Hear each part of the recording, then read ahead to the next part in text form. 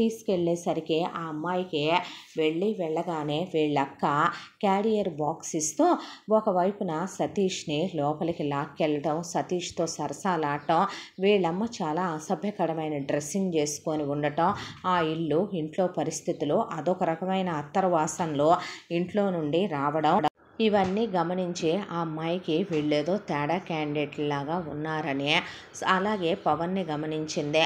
పవన్ ఒకవైపున అమ్మతో అతి సొల్లు వాగటం, అక్కకి ఒకవైపున పమిటి సరిచేయటం, వెనకమాల వాళ్ళమ్మకి థ్రెడ్లు కట్టడం, తల్లో తెల్లెంట్రుకు వచ్చిందని తెల్ల వెంట్రుక పీకటం, ఇవన్నీ చూసి ఇది లేదు కాలేజీలో, అది లేదు, వాళ్ళు లేదు, వీళ్ళు లేదంటే ఏయ్ ముయ్ అంది శ్వేత.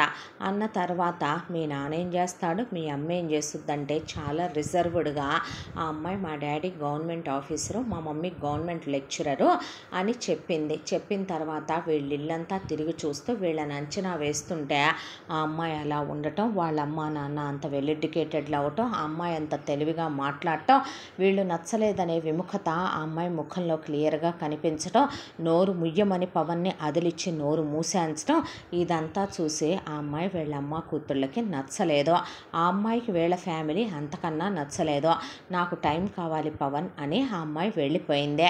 అయితే కొడుకుని కూర్చోబెట్టి అసలు అది కరెక్ట్ ఆడదే కాదురా, నీకో విషయం చెప్పమంటావా, అది కన్య కాదు, ఏ ఆడది కన్యో ఏ ఆడది వర్జినిటీ కోల్పోయిందో ఆడోళ్ళమే మాకు బాగా తెలుసు, అది క్యారెక్టర్లు ఇస్తే నువ్వు అలాంటి వాటిని పెళ్లి చేసుకుంటే మొగుడుగా నువ్వు ఉంటావు, నీ పిల్లలకి తండ్రిగా వేరే వాడు ఉంటాడు, నీ డబ్బుల కోసమని నీకు ఎరవేసినట్టుంది, నువ్వు నమ్మొద్దు ఇలాంటివన్నీ అన్న తర్వాత పవన్ బాగా చెవికి ఎక్కిచ్చేసుకున్నాడు.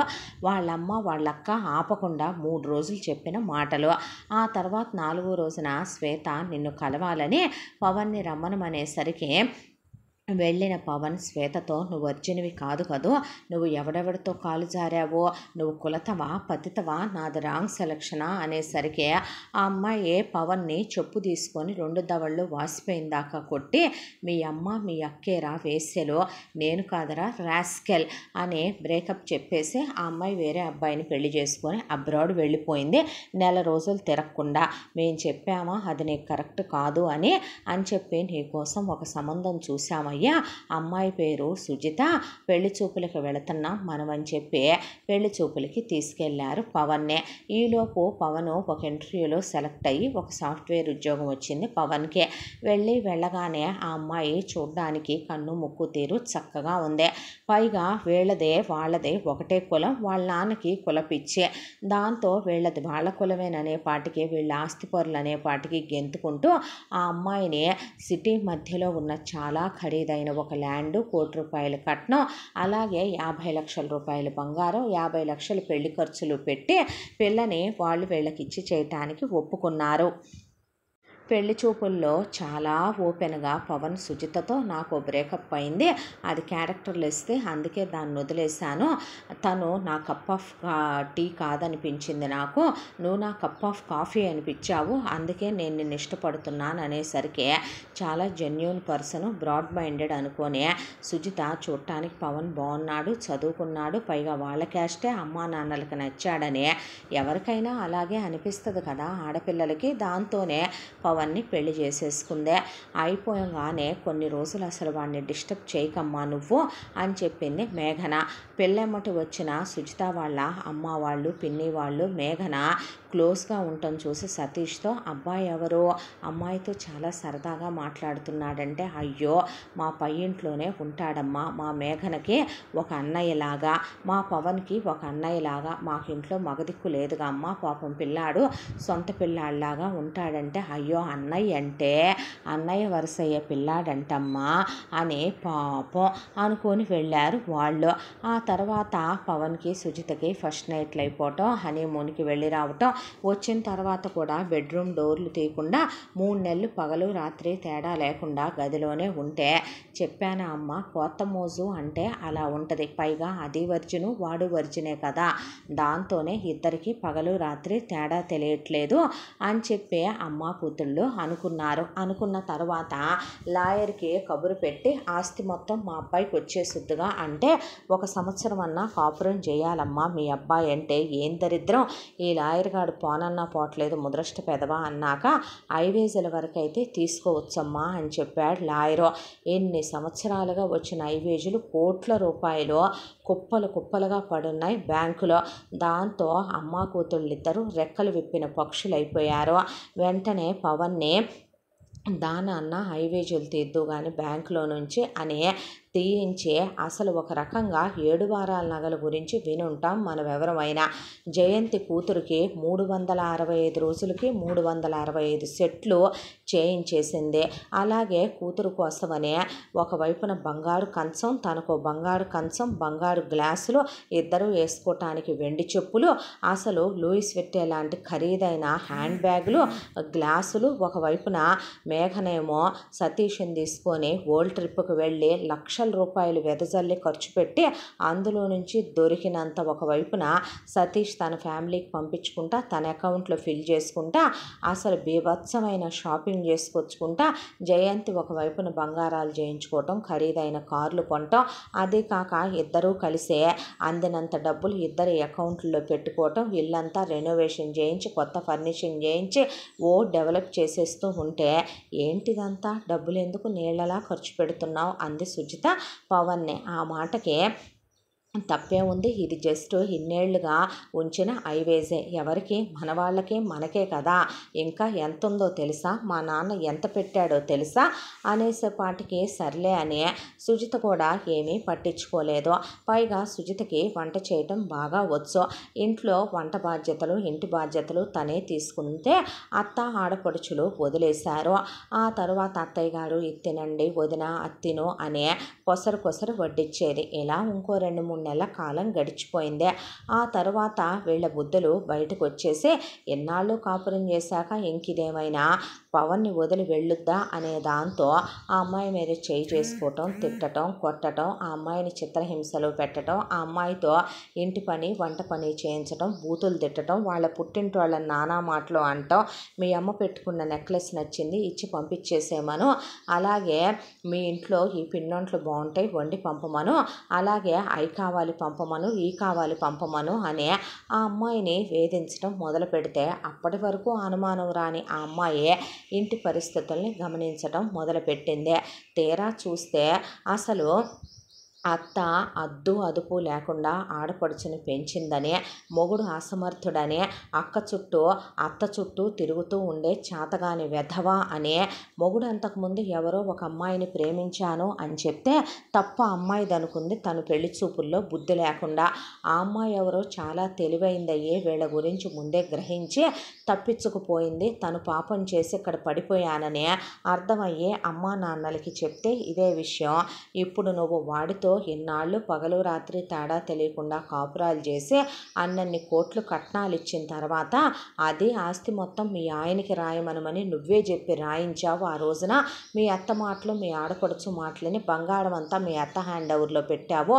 ఇప్పుడు నువ్వు బయటికి వెళ్ళి నీ మొగుడికి వచ్చే 50,000 జీతంతో బతికేస్తావా ఏంటి? కష్టమో నిష్ఠూరమో నీ కర్మ నీదే, వద్దా మా ఫోన్లు చేయబాకన్నారు వాళ్ళు.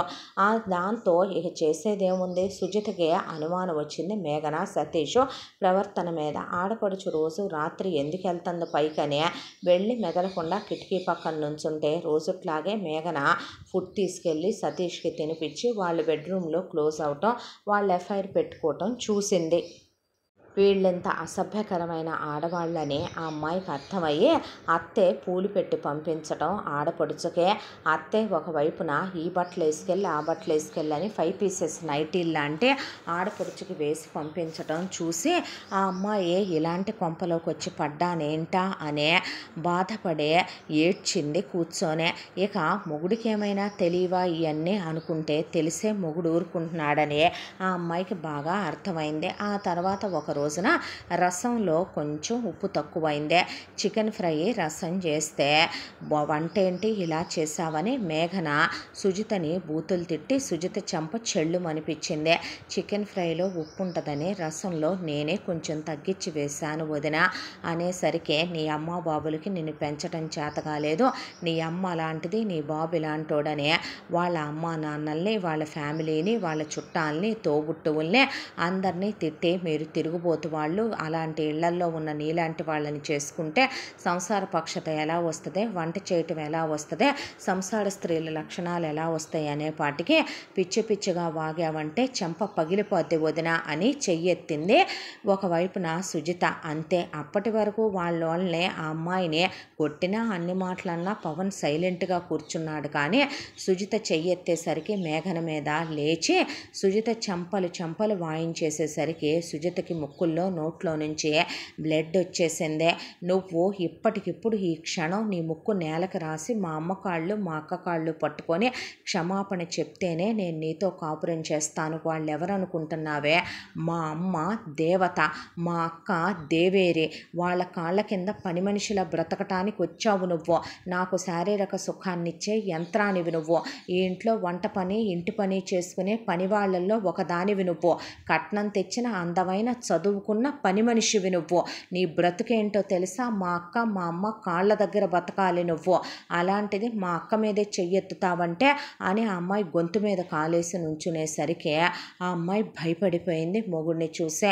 వెంటనే పుట్టింటి వాళ్ళకి కబురు పెడితే మీ అమ్మాయిని నేను ఏలుకోను, మీ అమ్మాయితో నేను కాపురం చేయను, తీసుకెళ్ళిపోండి, విడాకులు ఇచ్చేస్తాను, ఎంత ఒళ్ళు పొగరెక్కి కండకావరం కాకపోతే మా అక్క మీదే చెయ్యెత్తుద్దాం మీ కూతురు అనేసరికి వాళ్ళమ్మ నాన్న కూతుర్నే పక్కకి తీసుకెళ్ళి నీకు సిగ్గు లేదు బుద్ధి లేదు, ఎవరో ఒక ఆడది పెళ్లికి ముందే వీడిని ప్రేమించిన ఒక అమ్మాయి వచ్చి గంటలో వీళ్ళ ఫ్యామిలీ ఏంటో తెలుసుకొని వెళ్ళిందే, అలాంటిది పెళ్ళవ్వంగానే ఫస్ట్ నైట్లకి వారం రోజులు గ్యాప్ వస్తే ఆ వారం రోజుల గ్యాప్ కూడా వాడిని దూరంగా పెట్టకుండా వాడిని తీసుకొని వేరే ఊళ్ళు వెళ్ళి మరి వాడితో క్లోజ్ అయ్యి వచ్చావు నువ్వు. ఇల్లేంటి, ఇంట్లో అత్తేంటి, ఆడపడుచేంటి తెలుసుకోవాలా? మేమెటు బుద్ధి తక్కువ వాళ్ళం తెలుసుకోలేదు, చదువు సంజా లేని మందనుకో. అంత కట్నం ఇచ్చినప్పుడు నీ రూపాయి నీ చేతిలో ఉంచుకోవద్దా? మొత్తం వాడికి పెట్టండి అని పెట్టించావు. ఇప్పుడు నీదే తప్పని తేలిందిగా ఇక్కడ. నువ్వు అసలు వాడక్క మీద చెయ్యెత్తటం ఏంటి? వాడక్క తిరుగుబోద్దయితే నీకెందుకు, వాడమ్మే తిరుగుబోద్దయితే నీకెందుకు, వాడక్కకి మల్లెపూలు పెట్టి వాడమ్మే తార్చుకుంటే నీకెందుకు, నీ సంసారం నీ మొగుడు నువ్వు ఇప్పుడు ఇంత అయిన తర్వాత ఇప్పుడు నువ్వు కడుపుతో ఉన్నావు అవునా అంది వాళ్ళమ్మ. తల దించేసింది సుజిత. నాకు తెలియదు అనుకుంటున్నావా? నీ చేయి పట్టుకుంటే నాకు నాడి తెలియదే, నలుగురు పిల్లల్ని కన్న తల్లిని నేను. ఇప్పుడు వాడిని వదిలేసి వచ్చి ఏం చేద్దామని నువ్వు? సావో రేవో ఇక్కడ ఉంటాను తప్ప అనేసరికి ఆ అమ్మాయి వెళ్ళి మొగుడి కాళ్ళు అత్త కాళ్ళు ఆడపడుచు కాళ్ళు పట్టుకొని నాది తప్పు అయిపోయిందని క్షమించమని ముక్కు నేలకు రాసి కన్నీళ్లతో వాళ్ళ కాళ్ళు కడిగాక అప్పుడు ఏలుకుంటామన్నాక అమ్మాయి పుట్టింటి వాళ్ళు కళ్ళల్లో నీళ్లు కళ్ళల్లో కుక్కుకొని వెళ్ళిపోయారు. మా కర్మ మా రాత అనుకొని. ఆ తర్వాత ఇక పవను ప్రతిరోజు ఆ అమ్మాయిని ఏమంటా అన్నాడో కానీ అప్పటిదాకా అర్థం కాలేదు. ఆ అమ్మాయికి అప్పుడు అర్థమైందే. ఇంటి పని మొత్తం తనే చేస్తూ వంట పని మొత్తం తనే చేస్తూ ఒకవైపున మొగుడు ఆ అమ్మాయిని పడగదిలో వాత్సాయన కామసూత్రాల పుస్తకం తీసుకొచ్చి అందులో ఉన్నవన్నీ ఆ అమ్మాయితో కలిసి సంభోగిస్తూ ఆ అమ్మాయి నొప్పి అనకూడదు, బాధ అనకూడదు, అలిసిపోకూడదు, నువ్వు నన్ను ఈ ఒక్కరోజు వదిలే అనకూడదు, పీరియడ్స్లో కూడా నో అనకూడదు. అతనికి నచ్చినంతసేపు ఆ అమ్మాయితో సుఖపడి అటు తిరిగి పడుకుంటాడు. ఆ అమ్మాయిని కొట్టినా మాట్లాడు, తిట్టినా మాట్లాడు. ఇంత నీచమైన కుటుంబంలోకి నేనేం పాపం చేసుకొని ఇలాంటి చాతగాని వెధవని పెళ్లి చేసుకొని వచ్చాను, కడుపుతో ఉన్నానని కూడా జాలి దయ వీడికి లేదు, వీడి అమ్మకి వీడి అక్కకి కూడా లేదని ఆ అమ్మాయి కడుపుతో ఉన్న విషయం కూడా చెప్పలేదు పవన్కి. ఆ తర్వాత ఒక రోజున ఇంటి పని చేసుకుంటున్న అమ్మాయి మేఘన జయంతి మాట్లాడుకునే మాటలు అనుకోకుండా వినేసిందే. అమ్మ ఇంక వీడికి పెళ్ళై సంవత్సరం కూడా అయిపోతుంది కాబట్టి లాయర్ గాడి చేత పేపర్లు తెప్పించాను. మన లాయర్ వేరే ఉన్నాడు కదా, నాన్న లాయర్ కాకుండా వాడిదిగో ఈ పేపర్లు ఇచ్చాడు. మెల్లగా 2-3 రోజుల్లో వీడిని కూర్చోబెట్టి మాయ చేసి మొత్తం ఆస్తంతా రాయించేసుకుందాం, ఏమంటావు అన్న తర్వాత నువ్వేమంటే నేను అదే అంటాను అనుకున్నాక ఆ అమ్మాయి ముందు వెంటనే డైరెక్ట్గా రామారావు గారి లాయర్ దగ్గరికి వెళ్ళి రామారావు గారి లాయర్ని అడిగి ఆస్తి మొత్తం తన భర్త తన పేరు మీద రాస్తున్నట్టుగా పేపర్లు ప్రిపేర్ చేసిమ్మని, ఇంట్లో పరిస్థితులు ఇలా ఉన్నాయని వాళ్ళు ఇలా తయారయ్యారని చెప్తే, వాళ్ళు తయారయ్యారంటావేంటమ్మా, నీ భర్త చదువుకున్నాడు, ప్రపంచ జ్ఞానం ఉందే, మీ మామగారు జ్ఞానం వచ్చాకే ఆస్తి పెట్టమన్నారు, నీ భర్త ఏం తెలియక అనుకుంటున్నావు, వాళ్ళ అక్క అక్రమ సంబంధాలు వాళ్ళ అమ్మ అక్రమ సంబంధాలు అన్నీ మీ ఆయనకి తెలుసమ్మా, తెలిసే మీ ఆయన వాళ్ళ మీద ఉన్న విపరీతమైనటువంటి లాలన ప్రేమ, ఎవరికి ఏ కొడుకులకి ఏ అమ్మల మీద ఏ అక్కల మీద ఉండని ప్రేమ అనుకుంటున్నావా, ఇదే అందరిది ఒక్కో రకంగా ఉంటుందైతే మీ ఆయనది తీవ్ర స్థాయిలో ఉందే, అసలు అలాంటి వాడిని పెళ్లి చేసుకోవటమే నీ రాతనుకో, కానీ పెళ్లి చేసుకున్నప్పుడు అతన్ని నువ్వే బాగు చేసుకోవాలి, ఇదిగోమ్మా నేను చేయగలిగిన సాయం అయితే ఇదే, ఇక్కడ అన్ని చోట్ల సంతకాలు పెట్టించుకుంటే ఆస్తి నీ పేరు మీదకి 10 రోజుల్లో మార్పిస్తానని చెప్పాడు ఆయన. కళ్ళు తుడుచుకొని, ఎటు నా జీవితం నాశనం అయిపోయింది, పోయిన నా కన్యత్వం రాదు, వీడు నన్ను వేసేలా వాడేశానని వాడే చెప్తున్నాడు, ఇంటి పని వంట పని చేస్తూ పని మనిషిని చేసేశారు, కడుపుతో ఉన్నాను, రేపో మాపో నాకు 2-3 పిల్లలు పుడతారు, నా కట్నం డబ్బులు వీళ్ళ కిందకే వెళ్ళిపోయినాయి, మా అమ్మా నాన్న ఇప్పుడు ఏం చేయలేరు, ఒక్కసారి వన్స్ వీళ్ళ అమ్మ కూతుళ్ళ కిందకి ఆస్తి వెళ్ళిపోయిందా బ్రతుకు కుక్కల కన్నా హీనమైపోతే, ఆ రూపాయి అంటూ ఉంటే పిల్లలకైనా లైఫ్ సెక్యూరిటీ ఉంటుందని కరెక్ట్గా పడక సుఖంలో ఉన్నప్పుడు మొగుడిని మధ్యలో ఆపి ముందు ఈ కాగితాల మీద సంతకం పెట్టంటే ఏంటివి అన్నాడు. మా అమ్మ నాన్న ప్రాపర్టీ నీ పేరు మీద పెట్టారు కదా, ఆ ల్యాండ్ ఒకళ్ళు అడిగారు లీజుకు తీసుకోవటానికి, నెలకు 3 లక్షలు వడ్డీ వచ్చుద్దంట, నీ అకౌంట్లో వేయమన్నాను, అత్తయ్యకో ఆడపడుచుకో చిల్లర ఖర్చులకు ఉంటాయి కదా, అదేదో నువ్వు సంతకం పెడితే నేను వాళ్ళకి పేపర్లు ఇస్తాను, ఆస్తి నీ పేరు మీదే ఉన్నప్పుడు నువ్వే పెట్టాలి కదా సంతకాలు, రోజు అనుకుంటున్నాను మర్చిపోతున్నాను ఈ విషయం గురించి అంటే, అబ్బా తర్వాత పెడతాగా అన్నాడు. లేదు ఇప్పుడే పెట్టాలి నువ్వు అన్న తర్వాత నువ్వు ముందు రా అన్నాడు. నువ్వు ముందు సంతకాలు పెట్టు అందే ఆ అమ్మాయి. అనేసరికి గబా సంతకాలు పెట్టడం మొదలుపెట్టాడు. ఏంటి ఇన్ని పేపర్లు ఉన్నాయంటే, చదువుకోపోనే అంటే ఈ మూమెంట్లో ఎవరైనా చదువుకుంటారా అని సంతకాలు పెట్టి ఆ అమ్మాయికి పడేసి ఆ తర్వాత ఆ అమ్మాయితో క్లోజ్ అయ్యాడు. ఆ తర్వాత పేపర్లు ఎత్తుకెళ్ళి లాయర్ గారికి ఇస్తే 10 రోజుల్లో నీ పేరు మీద మార్పిచ్చేస్తానమ్మా అని చెప్పాడు ఆయన. ఈలోపు వీళ్ళు ఒకవైపున అమ్మ కూతుళ్ళు తెల్లాడేసరికి ఇక కూర్చోబెట్టుకొని ఒకవైపున మెల్లగా పవన్ని దువ్వి వాళ్ళు తీసుకొచ్చిన డాక్యుమెంట్ల మీద సంతకాలు పెట్టించుకొని వాళ్ళ లాయర్కి కబురు పెడితే, నా పెళ్ళాంతో వెకేషన్కి వచ్చాను, నేను రావటానికి ఒక 3 నెలలు పట్టుద్ది, వచ్చాక మీ పేరు మీదకి మార్పిస్తాలే అన్నాడు ఆ లాయరు. ఈలోగా 10 రోజుల్లోనే ఆస్తంతా మారిపోయింది సుజిత పేరు మీదకే. అయితే వీళ్ళకి లాయరు ఫోన్ చేసినప్పుడు ఒక మాట చెప్పాడు, మీరు ఆస్తి పేపర్ల మీద అయితే మీ పవన్తో సంతకాలు పెట్టించుకున్నారు, కానీ ఒకవేళ పరిస్థితి ఏదైనా విషమించి మీ తమ్ముడు అడ్డం తిరిగి మీరు మోసం చేసి కాగితాల మీద సంతకం పెట్టించుకున్నారంటే ఆస్తి అతనికి మీకు ఇద్దరికీ దక్కకుండా కోర్టులో స్టాప్ అయి ఆగిపోద్ది, జాగ్రత్త అని చెప్పాడు వాడు.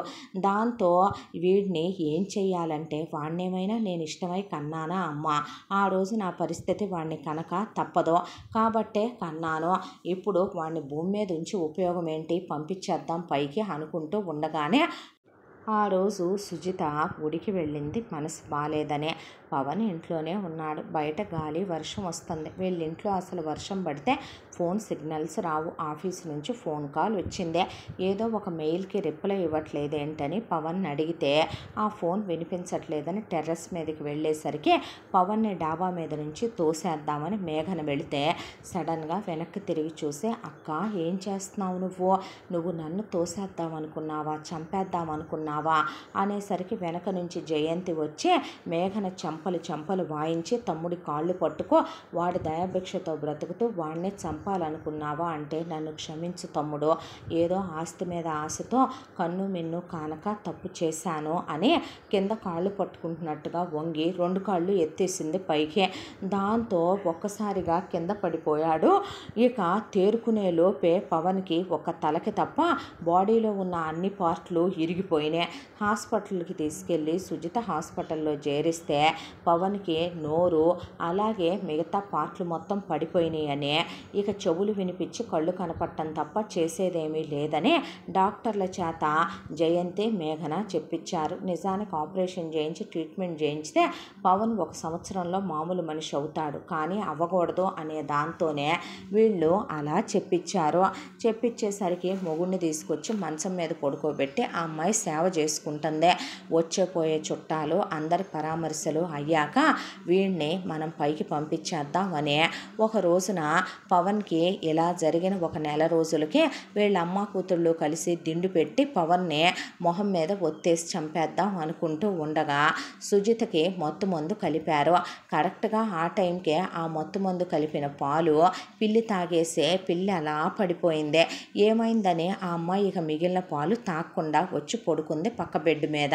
వీళ్ళు వెళ్ళి పవన్ మొహం మీద దిండు పెట్టి ఒత్తే సమయానికి దేవుడి మీద భారం వేసి చనిపోయిన వాళ్ళ నాన్నను తలుచుకొని వచ్చిన ఓపికంతా పెట్టి పక్కనే ఉన్న స్టూల్ని కాలుతో ఇలా అన్నాడు. దాంతో దాని మీద ఉన్న టానిక్ బాటిల్స్ గ్లాసులు కింద పడిపోయి సుజిత లేసింది. లేసేసరికి వీళ్ళు దిండేసి పవన్ నొత్తేస్తుంటే ఇదే నీకు నేను చెప్పాలనుకున్నానని కళ్ళతో సైగ చేస్తూ తల ఊపుతూ ఉండగా ఆ అమ్మాయి ఉన్న బలవంతా కూడా తీసుకొని, ఎంతైనా వయసులో ఉన్న పిల్ల కాబట్టి జయంతిని మేఘనని బయటికి తోసేసి ముందు ఇంటి బెడ్రూమ్ తలుపులు గడేసేసిందే. వేసి వెంటనే వాళ్ళ పుట్టింటి వాళ్ళకి పోలీసులకి ఫోన్ చేస్తే వచ్చి పోలీసులు అదుపులోకి తీసుకున్నారు జయంతిని సుజితనే.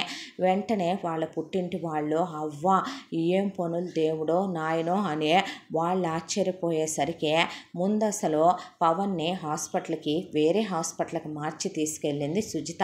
తీసుకెళ్తే ట్రీట్మెంట్ ఇస్తే నార్మల్ అయిపోతాడమ్మా అన్న తర్వాత ఇప్పుడు ముందు అతనికి మాట వచ్చేలాగా, అతనికి కొంచెం చేతుల వరకు వచ్చేలాగా చెయ్యండి చాలు అని అడిగింది. అడిగాక ముందు వాళ్ళు వెంటనే ట్రీట్మెంట్ ఇస్తే ఒక 1 మంత్లోనే పవన్కి చేతులు నోరు వచ్చాక సుజితను పట్టుకొని ఏడ్చి మా అమ్మ మా అక్కే ఆ రోజు నన్ను పైనుంచి తోసేశారు, ఆస్తి కోసమే ఇన్నాళ్ళు నాతో ప్రేమగా నటించారు, నీ విలువ నాకు తెలియలేదు, నేను చాలా పెద్ద తప్పు చేశాను, ఇప్పుడు ఆస్తి మొత్తం వాళ్ళ పరమైపోయింది, సంతకాలు పెట్టిచ్చేసాను వాళ్ళకి ఆస్తి పేపర్ల మీద, నన్ను ఎంత మోసం చేసిందో తెలుసా మా అమ్మ, దేవుడికి ఒక 5 ఎకరాల పొలం రాస్తున్నాను సంతకం పెట్టమంటే ఆస్తి పేపర్ల మీద పెట్టించి నిన్ను మోసం చేసి నీకు మన బిడ్డలకి ఏమీ మిగలకుండా చేశాను, నన్ను క్షమించనేసరికి మొగుడితో ముందు కాళ్ళు పట్టించుకుంది. ఆ తర్వాత అమ్మాయి ఈగో సాటిస్ఫై అయ్యింది. ఆ తర్వాత ఆస్తి మొత్తం తన పేరు మీదకి మారిపోయిందనే విషయం తెలిస్తే వీడి బుద్ధి కుక్కతోక వంకర్ లాంటిది. మళ్ళీ వెళ్ళి అమ్మ అమ్మ మాయమ్మ అక్క అక్క మా అక్క అంట వీడు మళ్ళీ వాళ్ళల్లో ఏకమైన ఆశ్చర్యం లేదు. వీడికి ఇంకా నడుముల దగ్గర నుంచి చచ్చుబడిపోయిన బాడీ బాగుపడలా. దాంతో నా జీవితం కోసం నేను అబద్ధం చెప్పడంలో తప్పు లేదని చెప్పి అసలు ఆస్తి తన పేరు మీద రాయించుకున్నాననే విషయం పవన్కి చెప్పకుండా ఆ అమ్మాయి ఇక్కడే ఒక ట్రిక్ ప్లే చేసిందే.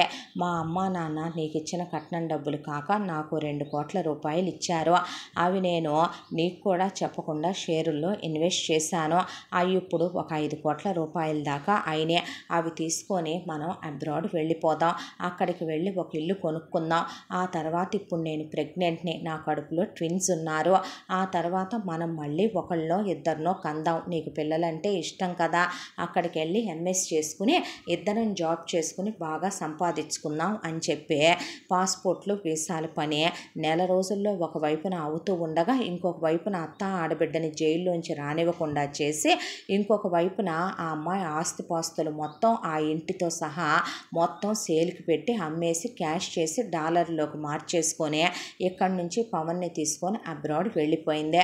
అబ్రాడ్లో ఒక ఇల్లు కొనేసుకొని ముందు ఎంఎస్లో జాయిన్ అయ్యి ఆ అమ్మాయి ట్విన్స్ను కన్నదే.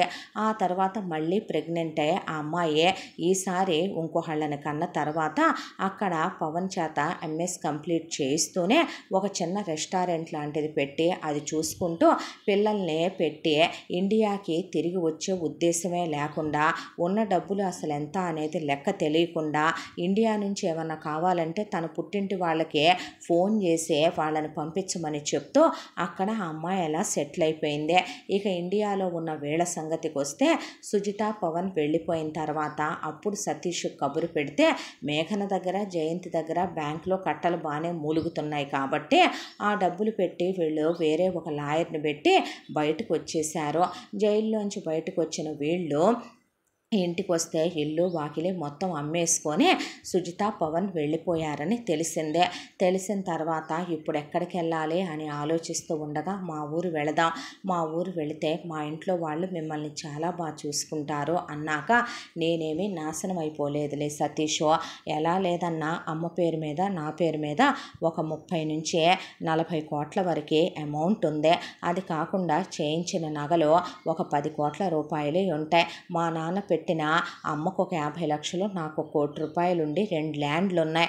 ఆ ల్యాండ్లు ఒక్కోటి 5 కోట్ల రూపాయలు ఖరీదు చేస్తాయి అని మేఘని చెప్పేపాటికి సతీష్కి బాగా ఆశ కలిగింది ఆ ఆస్తి మీద. దాంతో వీళ్ళిద్దరిని మెల్లగా రమ్మనమని వాళ్ళూరు తీసుకెళ్ళాక సతీష్ మేనమామ నాగరాజుకి భార్య పోయింది. అతనికి పిల్లలు లేరు. దాంతో వెళ్ళిన జయంతికి నాగరాజుని ఎరగా వేశారు సతీష్ వాళ్ళ అమ్మ నాన్న. దాంతో జయంతి అతనితో కాలు జారి గర్భవతి అయ్యింది. ఈలోగా సతీష్ మేఘననే గర్భవతిని చేశాడు.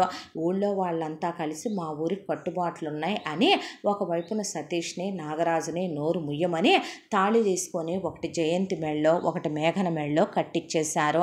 దాంతో ఇన్నాళ్ళు శారీరకంగా నన్ను వాడుకొని సుఖపడ్డావు, నన్ను పెళ్లి చేసుకుంటే ఏమైంది, నేను నీకేమన్నా కష్టం కలగనిస్తానా అనేసరికి మేఘన ముందేమీ మాట్లాడలేదు. ఈలోపు జయంతికిద్దరు మేఘనకిద్దరు పిల్లలు పుట్టారు.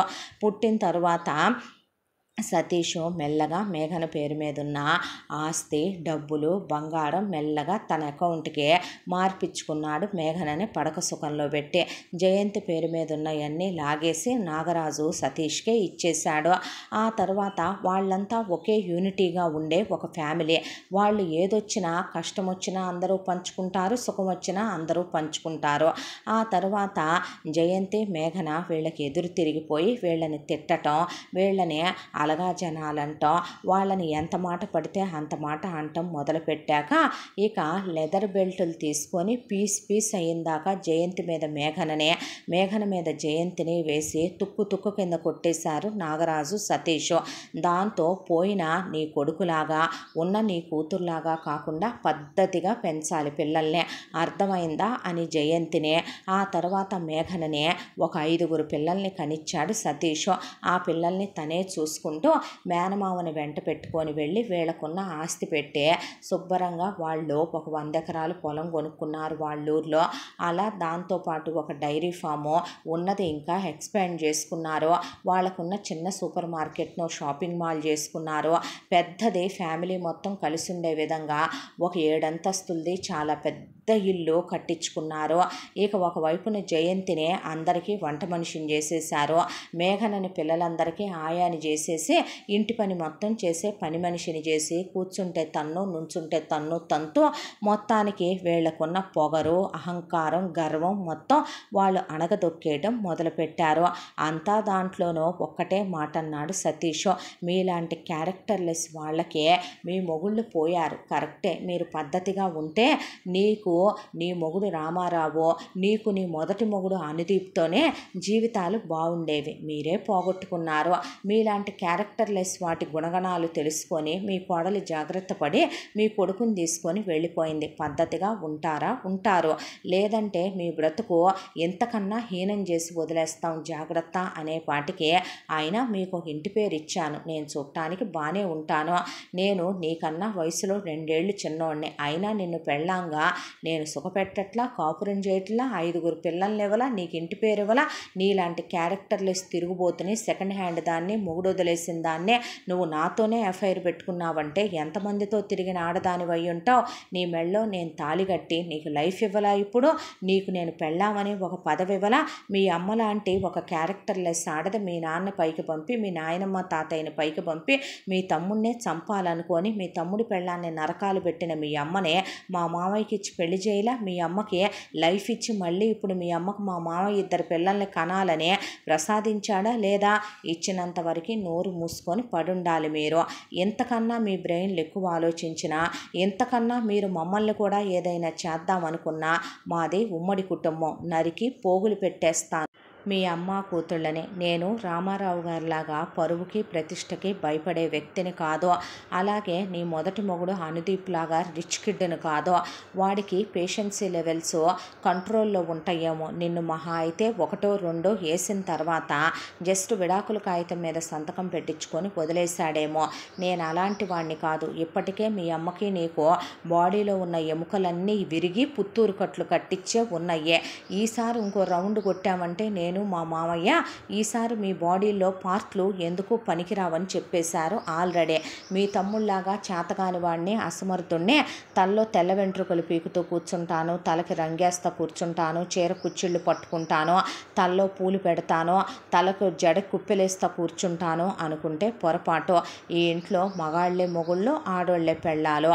మా అమ్మ చెప్పినట్టు, మా వదిన చెప్పినట్టు, నా అక్క చెల్లెళ్ళు చెప్పినట్టు నువ్వు విని తీరాలి. మీ అమ్మ కూతుళ్ళు పెత్తనం చేయలా మీ తమ్ముడు పెళ్ళాం మీద? తాతల పళ్ళాలు తరతరాలంటే మీరు చేసినవన్నీ మీకోసారి వెనక్కొస్తే ఎలా ఉంటాయో చూద్దురుగాన్లే, కానివ్వండి అన్నాడు సతీష్. దాంతో వీళ్ళ బ్రతుకులు కుక్క కన్నా హీనమైపోయే.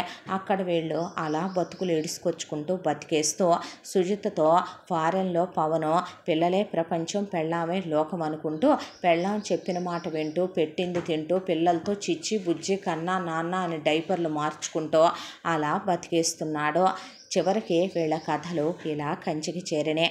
జరిగిన పొరపాటును మార్చలేకపోయినా తెలివైన ఇల్లాలుగా ఆస్తిని, తన మొగుడిని దక్కించుకొని దేశం వదిలి వెళ్ళిపోయినా ముందు ప్రాణాన్ని, ఆస్తిని రెండింటినీ కాపాడుకుందే అంతా దాంట్లో సుజిత. ఇలాంటి తెలివైన అమ్మాయిలో ఎక్కడో ఒకళ్ళు ఉంటారు, తేరుకొని బయట ప్రపంచంలోకి వెళ్ళి బ్రతకగలిగిన ధైర్యంతో ఉన్నవాళ్ళు. అనుకోవాల్సిందేనేమో బహుశా. ఇంతటితో ఈ కథ సమాప్తం. మళ్ళీ మరొక మంచి కథతో కలుసుకుందాం. తప్పకుండా మన ఛానల్ని లైక్ చేయండి, షేర్ చేయండి, సబ్స్క్రైబ్ చేయండి, బెల్ ఐకాన్ క్లిక్ చేసి ఆల్ అనే బటన్ని ప్రెస్ చేయడం మర్చిపోకండి. ఇంత మంచి కథను మనకు అందించిన కథా రచయిత్రే జి. యామిని శ్రీనివాస్ గారు. మరో మంచి కథతో మళ్ళీ కలుసుకుందాం. Thank you so much.